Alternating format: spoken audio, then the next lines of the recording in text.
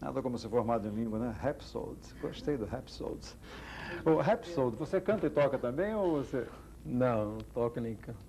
Vou aprender a tocar agora. É? É. Você gosta? Você desabafa assim, o seu lado artístico é mesmo na tua profissão, então, no caso? É, muito na minha profissão, mas uma das coisas que eu gostaria, que eu vou aprender a fazer é tocar piano muito bem, eu adoro música. Que barato. Eu pensei que eu fosse tocar piano, rapaz. Eu tenho mão grande, eu tinha a impressão que o dia que eu sentasse no piano ia ser ótimo. Sentei e foi um fracasso. Não, mas eu também não sei tocar nada não, mas eu vou aprender. É questão de opção, realmente vale a pena. Opção e força de vontade. É, isso aí. E morar num lugar assim amplo, porque os vizinhos, você quer que os vizinhos vão sofrer, porque Claro. aprender piano é um saco, bicho. Lógico, mas eu vou aprender na escola, vou tocar depois. Gregório, vamos falar um pouquinho mais sério, embora o tom não seja esse.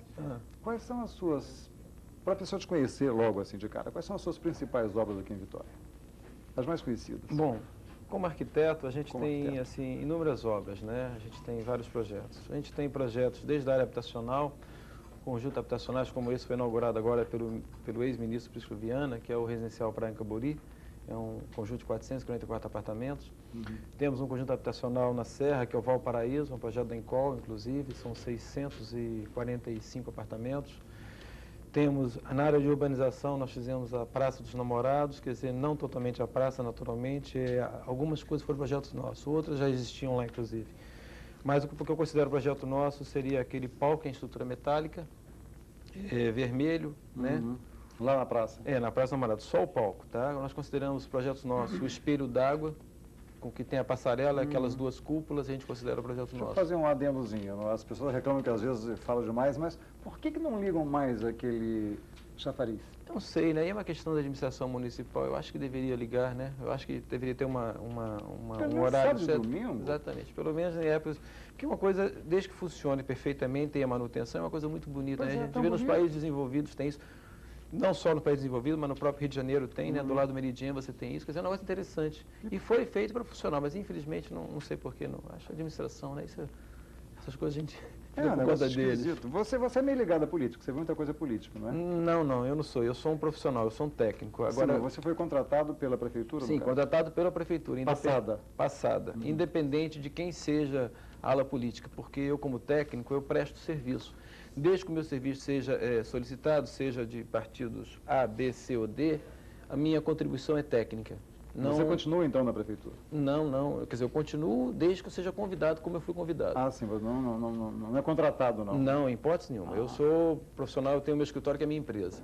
Outro projeto que eu considero muito importante também é o projeto agora da urbanização da Prainha de Vila Velha, que é um projeto muito importante, principalmente pela conceituação dele, né? É um projeto do qual nós desenvolvemos ele todinho de acordo com a comunidade. Ou seja, a comunidade fez um programa, a gente discutiu esse programa com a comunidade e começamos a elaborar. Inclusive o anteprojeto, quer dizer, seja o estudo do projeto, ele foi aprovado pela comunidade. Inclusive a reunião se deu no departamento, que é o DEL, né? E lá a comunidade participou, 5 ou 6 pessoas que representam a comunidade. Acho que isso é que é importante no Brasil. Fundamental, né? isso é fundamental. Porque a partir do governo, né? Exatamente, E a atitude, eu achei até muito louvável a atitude do atual governo conduzir dessa maneira o processo, porque a comunidade da Prainha de Vila Velha já exigia esse projeto há mais de 10 anos praticamente. É uma luta muito antiga. E essa área ela tem uma questão muito importante, porque ela fica entre o Exército e a Marinha no meio. E essa área fica ali no meio. Então, perigo mesmo? Não, perigo acho que não tem nenhum, né? Essas coisas já passaram, isso faz parte da história recente. Não, acho que não, as coisas já mudaram muito. Eu espero que tenha mudado. Pois né? sei lá. Mas, na realidade, então a gente conseguiu desenvolver esse trabalho de acordo e essa obra está saindo agora. Eu acredito que o governador deve inaugurar essa obra por volta da Festa Nacional da Penha. Todo tua, né? Todo teu. O projeto, a conceituação, eu não considero... O projeto de arquitetura é todo nosso, mas sem a comunidade não existia. Você está satisfeito? Eu notei que você estava falando antes sobre isso. Muito satisfeito, porque o projeto está sendo construído com muito critério, muito rigor. Isso é fundamental. Num trabalho, não existe nenhum trabalho técnico ou qualquer um trabalho que eu acho... seja músico, seja o que for, sem critério, tá? Então, o que a gente sente no país nosso é a falta de critério, entendeu? A gente sente isso muito claramente, em todos os setores. E lá a gente está sentindo que existe um critério, um interesse muito grande de fazer uma coisa fiscalizada, administrar a obra, a própria comunidade participa. Então, isso, para mim, tem um respaldo muito importante. Eu acho muito importante falta de critério e falta de caráter, né? Mas aí já são outros Aí o assuntos. caráter já é outra história. É outra história. Aí é diferente. Gregório, você falou na Praça dos Namorados, eu lembro que desde o tempo que o Dr. Carlito era prefeito, Sim. que já existia aquele... A intenção de a intenção fazer. e a planta. Passaram muitas pessoas com muitas plantas por ali até ser feita essa definitiva, se é que é definitiva, não sei. E eu acredito que deva ser definitiva, né? Porque eu acho que senão é uma história que nunca cabe numa catedral. Eu conheço só o projeto que foi feito na gestão passada, antes da administração que se encerrou agora. E tinha sido feito por uma arquiteta, que é a Pifa, uma profissional extremamente competente, tá? Mas o projeto, não sei porquê, algumas modificações foram solicitadas para serem executadas. E eu, em consideração à Pifa, a profissional, a minha colega, eu falei que só mexeria no projeto se ela participasse, se ela me desse autorização. E nisso a Pifa, ela não mora mais no estado do Espírito Santo, ela mora em São Paulo e depois mudou para Rio Grande do Sul. Nessa época ela morava no Rio Grande do Sul, em São Paulo, e aí nós convidamos ela veio, nós discutimos o projeto em loco e as modificações que a nova administração propunha, ela ajudou a conduzir esse processo e de comum acordo nós desenvolvemos esse trabalho. Então o negócio foi de comum acordo, não houve nada Não, de... em hipótese nenhuma, a minha postura me permitiria mexer num trabalho de um colega meu sem que ele tivesse participação. Por exemplo, aqueles módulos, eu até, modéstia, sem modéstia, droga nenhuma, sem modéstia, eu sugeri ao Hermes, na época era prefeito, de fazer naquele módulo atrás do Bob's, Sei. que ficou meio O mercado elefante de branco, flores, né? mercadinho de flores. Eu lembro isso aí. Proposta ótima. E vai ser Proposta feito ótima. agora, né? Eu acredito que deva ser feito. Inclusive, é uma proposta ótima, porque é o seguinte, não deixa de você ocupar aquilo de uma forma que seja uma coisa ligada, vamos dizer assim, além de você não só ser o mercado de flores, você poderia colocar ali, sei lá, uma exposição de plantas do estado do Espírito Santo, nativa, como orquídeas, etc. Você pode fazer com um clima especializado, algum clima, né, adequado. Fecha e põe ar, né? Exatamente. E era uma coisa interessante, né, que a pessoa pode visitar. Uma coisa muito importante que a gente sente nas pessoas que ocupam o cargo no estado do Espírito Santo é que é fundamental que essas pessoas viajem, conheçam as coisas que são feitas fora do estado e fora do Brasil. Porque o nosso país é um país que tem tudo para ser feito. E o povo, a comunidade precisa disso.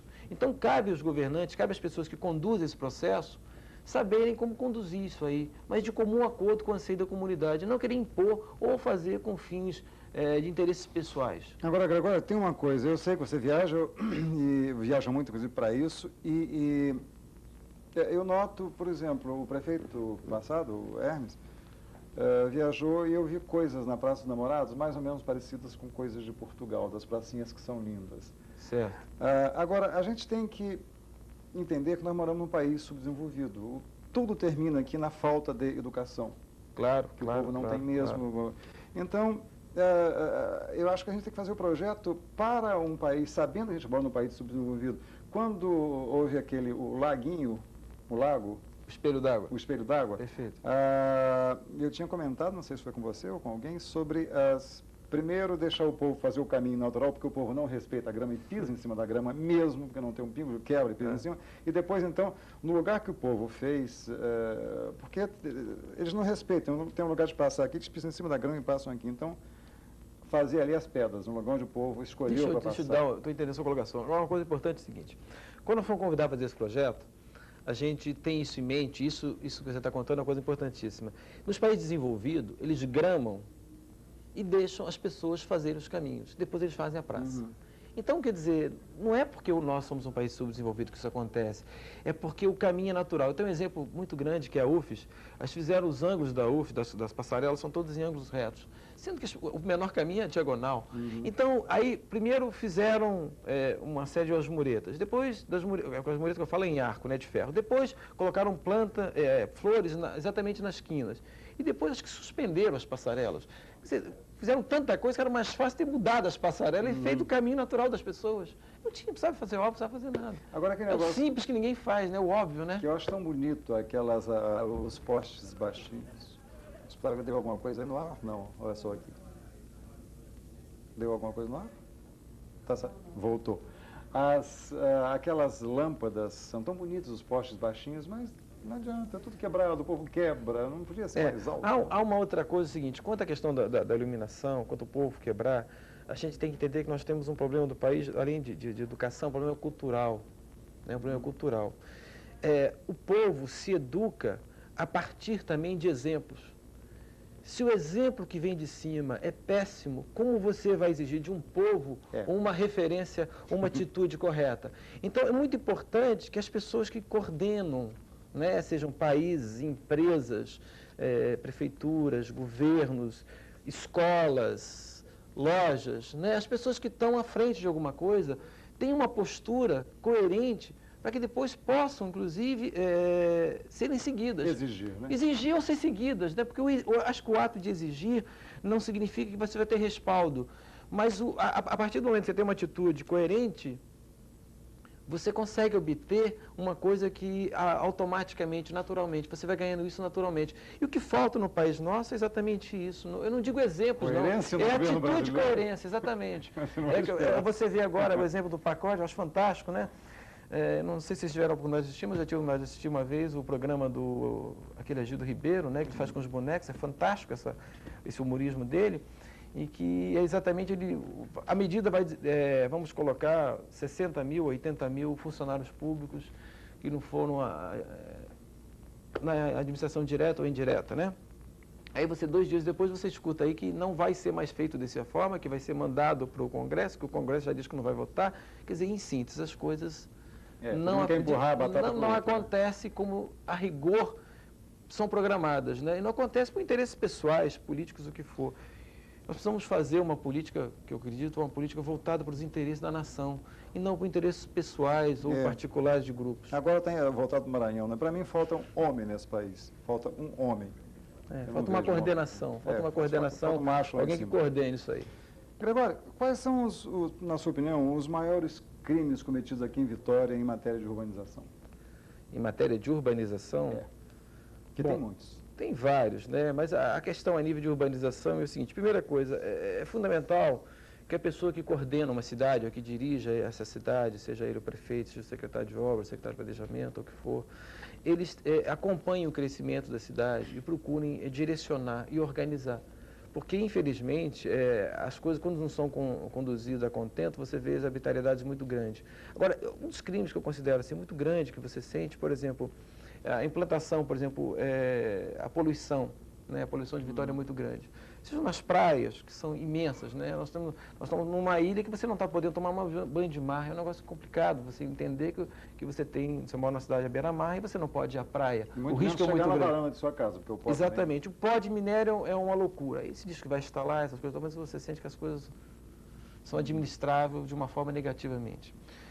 A própria a localização da própria siderúrgica também, ela obviamente dificultou o crescimento da cidade, que seria automático. Para poluir, ela foi feita especificamente para poluir. A tendência da cidade era crescer para o norte. Com a siderúrgica ali, ela cortou o crescimento natural da cidade. É fundamental que se faça um projeto de revitalização do centro da cidade, de Vitória. É fundamental que todos os prédios nossos históricos sejam restaurados, mas tenham uma função. Eu ia falar sobre isso. Tudo bem. Está cheio de prédio antigo, lindo, tapado com aquele negócio de zinco. Isso aí é outra coisa completamente diferente. Porque, vamos comigo pegar a parte histórica. Não adianta você restaurar uma obra se você não der uma função a essa obra. Essa obra ela tem que ser um banco, ela tem que ser um centro cultural, ela tem que ser uma biblioteca, ela pode ser até uma loja, ela tem que ser alguma coisa. Porque não adianta você restaurar e fechar, ela se acaba. Segundo, quanto a essas fachadas que são todas fechadas com paralines, o que for, esse material de fibra de cimento, isso é uma falta de informação das pessoas, porque as pessoas têm que entender o seguinte: o que é antigo tem valor, não envelhece, faz parte da história. A história você escreve ela todos os dias, entende? Você faz parte da história. Então nós aqui estamos fazendo uma história hoje. Hoje estão acontecendo fatos que serão história. Então, quer dizer, se você mora numa residência que tem 50 anos, o que foi, que tem um valor histórico, ela tem que ser adaptada à nova realidade, após ser transformada numa loja, e você não tem que tampar essa fachada, como foi feito aquele banco ali na Praça... A senhora Monteira quase toda. Assim, toda ela fechada, tá? Aquele banco do Baneb, né, se eu não me engano, foi todo fechado, todo escondido, ninguém lembra mais como é que era. E é um prédio bonito, inclusive. Os prédios falta pintar, com pelourinho fez, falta pintar de novo, fica tão bonito. E não é só o exemplo do pelourinho, você tem várias cidades, né, históricas que você tem no Brasil, o próprio Rio de Janeiro foi restaurado o Paço Imperial hoje, ficou realmente uma maravilha. Rio Grande do Sul tem uma coisa interessantíssima, todos os projetos e prédios antigos foram feitos projetos de restauração, e são bancos, são agências, agências de turismo, são bibliotecas, são lojas, entende? Até em São Luís do Maranhão, como você falou, a Mesbla restaurou lá um casario muito bonito e deu uma função muito boa.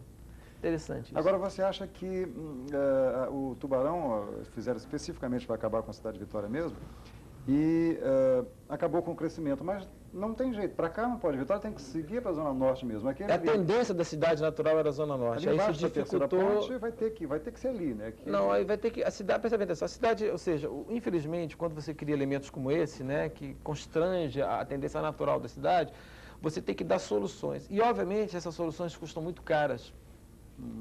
Entende? Presta bem, quando você planeja uma cidade, você planeja o crescimento de uma cidade, você passa de evitar de criar elevado, viaduto, você começa a direcionar isso, entendeu? Mas quando você vai contra a tendência natural da cidade, as soluções são muito caras. E aí você tem a opinião pública contrária, uma série de coisas, tá? Eu acho fundamental, é importante que as pessoas tenham em mente o seguinte: o maior patrimônio que todos nós temos é a cidade que nós moramos. Não importa se o sujeito mora numa casa simples ou se ele mora numa cobertura. Ele tem que lembrar que ele vai ter que descer da cobertura ou que ele vai ter que sair da sua casa simples ou sofisticada ou o que for, não importa que bairro que ele mora, e vai ter que circular por essa cidade. O patrimônio público o povo não conhece aqui. Ele desconta a raiva que ele tem do governo no patrimônio público. Mas aí nós voltamos àquilo que eu tinha falado anteriormente, entendeu? É uma questão de exemplo. A partir do momento em que você tem uma coisa natural, as pessoas passam a respeitar. Mas por quê? Porque admiram, sabe que aquilo é voltado para ele. Mas a partir do momento em que ele vê medidas e mais medidas contra eles, e eles sem ação nenhuma, porque eles não fazem parte de grupos políticos, eles não são deputados, eles não são isso, não são aquilo, entendeu? Não fazem parte de nenhum.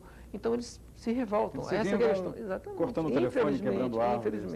Infelizmente. Agora, no ano 2036, quando provavelmente deverá ser, talvez, inaugurada a terceira ponte, certo. Você acha que... como é que vai ser Vitória com a terceira ponte ali?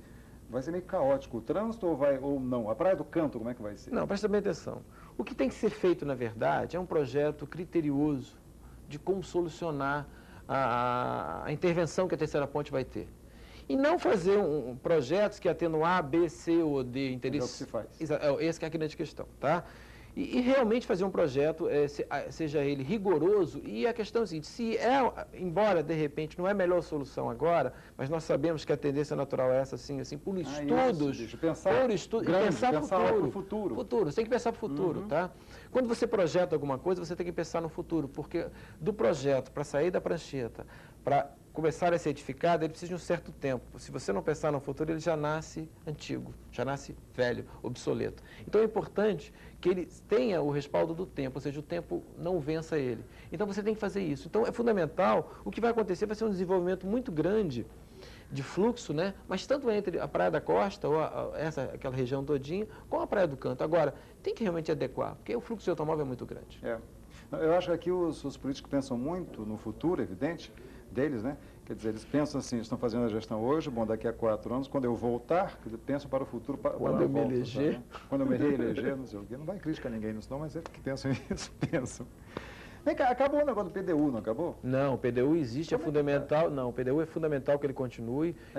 Existe, o PDU é respeitado ou é respeitado, assim? Tem que ser respeitado, é um órgão disciplinador do crescimento de Vitória. Não, o que existe às vezes é o seguinte, é que muitas vezes eu até converso às vezes com as pessoas ligado à própria Prefeitura de Vitória, que é fundamental que a fiscalização seja muito efetiva, porque você respeita as normas, você procura fazer projetos dentro do maior critério. E, de repente, você entra numa Praia do Canto, você vê uma reforma lá sem afastamento, sem nada. Você vê, por exemplo, numa praça que nós temos lá em Jardim da Penha, onde eu fui lá numa clínica de dentista, lá cheguei lá, tem um quilo, que é um galpão sem afastamento, sem nada, ocupando 100% do terreno. Quer dizer, é um negócio assustador, né? Você, de repente, o sujeito coloca... fiscais? Aí é administração, isso aí eu não posso informar, né?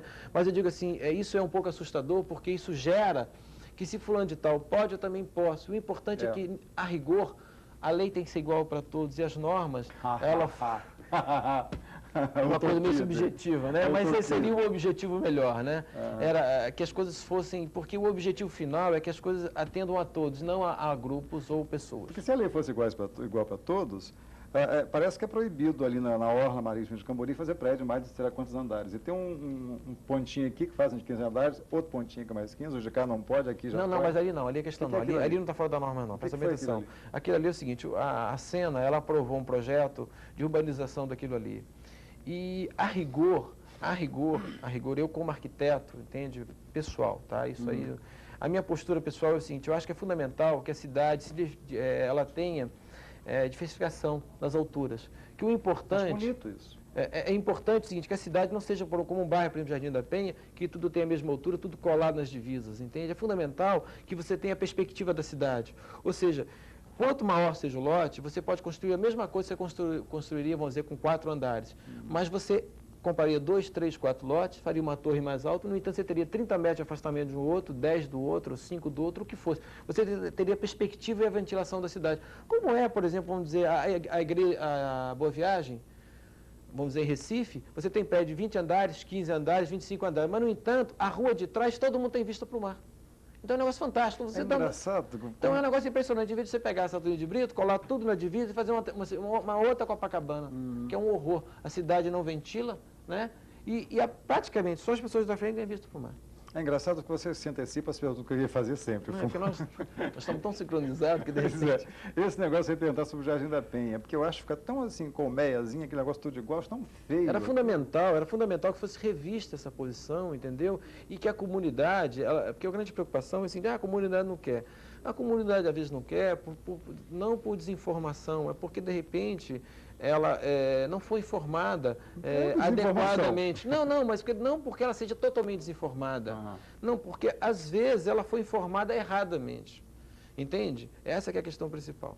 Então é fundamental, por exemplo, que a comunidade saiba que para construir um prédio de 10 andares em Jardim da Penha, já tem 6 terrenos, ou 4 terrenos, ou 5 terrenos. Então não vai fazer um prédio de 10 andares num terreno de 14 por 28. E às vezes a comunidade, foi uma reunião lá, mas vamos construir um espigão do lado da minha casa aqui. Não pode construir espigão aqui, não, só tem um terreno. A gente não constrói nada, a gente só pode fazer outra casa praticamente. Tá? Agora, sim, fala. Não, tudo bem. Ventilação, para uma cidade como Vitória, aquele prédio Mirante da praia, acabou com a ventilação total de toda a rua ali, porque aquele negócio é assim, né? Faz um piano que acaba com toda a ventilação.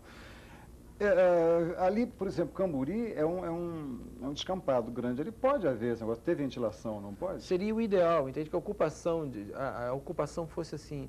Para você ter uma noção, eu participei do plano diretor de Belo Horizonte, porque eu me formei em Minas, tá? Eu sou de Minas, me formei em Minas.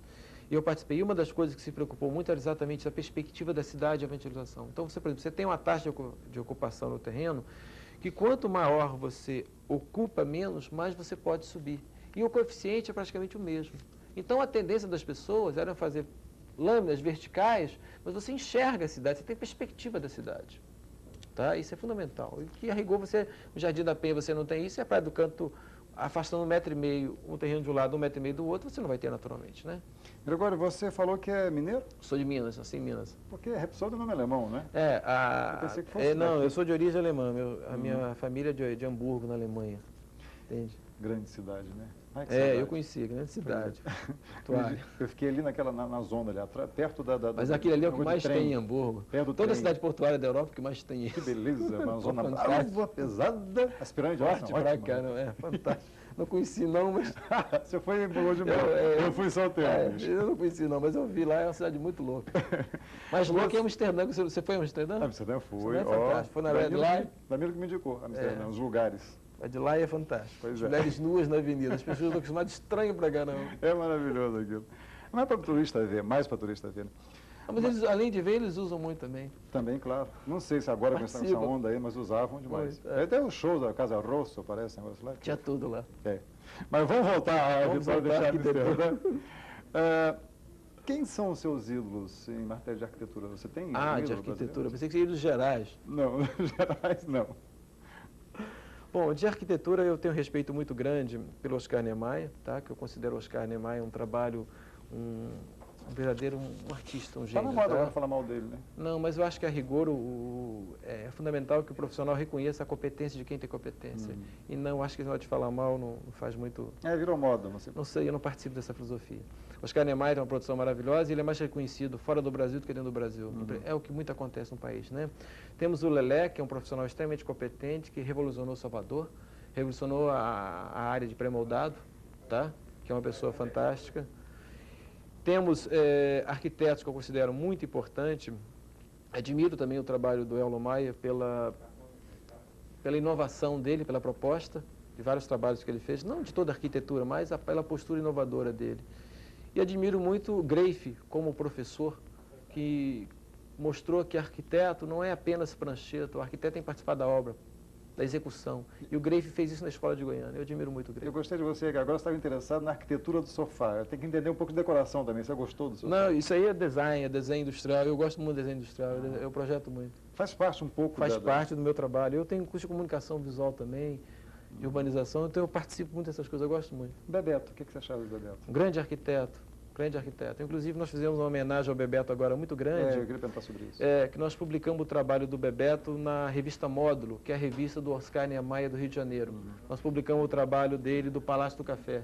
Inclusive, nessa publicação eu fiquei surpreso, porque eu não recebi a revista e recebi a carta da Patrícia Assunção, mulher dele, agradecendo a publicação. E depois é que a revista chegou. E eu não estava entendendo o que a carta chegou. Aí depois eu entendi por quê. Temos que preservar a memória dos nossos colegas, não só o Bebeto, mas como o Eudes também, que era uma pessoa muito boa, que deu uma grande contribuição. O Bebeto como arquiteto de prancheta e tudo, o Eudes como arquiteto contribuiu muito para a profissão dos arquitetos, defendendo no CREA, no IAB como presidente e tudo. Eu falo Bebeto pelo modo trágico do desaparecimento dele. Mas todos os três, né, tanto o Eudes como o Décio, o Tevenal e o Bebeto, né, foi trágico também, todos os dois, cada um de uma forma, isso é uma pena, né? Gregório, muito obrigado pela Nada, um prazer. aqui. Você quer dar algum conselho ao povo capixaba em matéria de... Não, conselho eu não quero dar, não. Eu só acho o seguinte, que é fundamental, não ao povo capixaba, mas ao povo brasileiro, né? E cada um de nós faça valer os seus direitos, né, para a gente ter um futuro melhor, porque a única solução deste país é cada um exigir que haja critério nas coisas, entendeu? A partir do momento que a comunidade se organizar e começar a cobrar das pessoas que gerenciam esse país, seja em qual área que for, mais respeito. Isso é fundamental. Nós temos exemplos lamentáveis, como Batomuxi e outras coisas mais, que eu vou nem enumerar aqui, que são Você vê televisão hoje, você vê jornal, é alguma coisa que te deixa deprimido e triste, e verificar o problema mais sério do país, chama-se impunidade. É o que a gente procura não fazer aqui. Trazer só gente bonita, gente Isso inteligente, gente que possa conversar com você, conversar com a gente. Tudo bem.